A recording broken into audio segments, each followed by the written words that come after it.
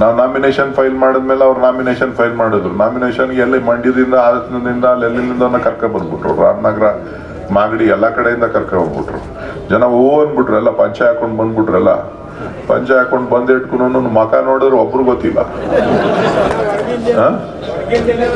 So ಏನೆಲ್ಲರೂ ತೋರಿಸ್ಬಿಟ್ರು, ಟಿವಿಯವರು ತೋರಿಸ್ಬಿಟ್ರು, ಆ social ಮೀಡಿಯಾದಲ್ಲೂ ತೋರಿಸ್ಬಿಟ್ರು.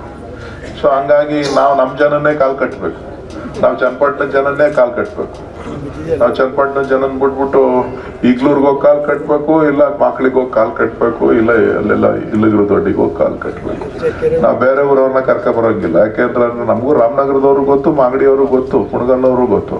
ಆದರೆ ಕರ್ಕೊಬತ್ತು ಅಂತ ಅಂದರೆ ನಮ್ಮ ಶಕ್ತಿ ಏನು ಅಂತ ಗೊತ್ತಾಗಬೇಕಲ್ಲ ನಮಗೆ, ನಮ್ಮ ಸ್ಟ್ರೆಂತ್ ಏನು. ಸೊ ಹಾಗಾಗಿ ನಾವು ಒಂದಷ್ಟು ನಾವು ಆ ಥರದ ವಾತಾವರಣವನ್ನು ಸೃಷ್ಟಿ ಮಾಡೋದು ಬೇಡ. ನೀವು ನಮಗೆ ಧೈರ್ಯ ಕೊಡ್ತಾ ಇದ್ರಲ್ಲ ಪ್ರತಿ ಹಂತದಲ್ಲೂ, ಆ ಧೈರ್ಯದಿಂದ ನಾವು ಕೂಡ ಸುಮಾರು 1 ತಿಂಗಳ ಕಾಲ ಹಗಲು ರಾತ್ರಿ ನಿಮ್ಮ ಜೊತೆ ಸೇರಿ ಕೆಲಸ ಮಾಡಿದ್ದೇವೆ. ಈ ಗೆಲುವು ಒಬ್ಬ ವ್ಯಕ್ತಿದಲ್ಲ, ಒಂದು ಪಕ್ಷದ್ದಲ್ಲ, ಇಡೀ ಚನ್ನಪಟ್ಟಣ ತಾಲೂಕಿನ ಕಾಂಗ್ರೆಸ್ನ ಕಾರ್ಯಕರ್ತರದ್ದು ಮತದಾರರ ಗೆಲುವು ಆಗ್ತದೆ.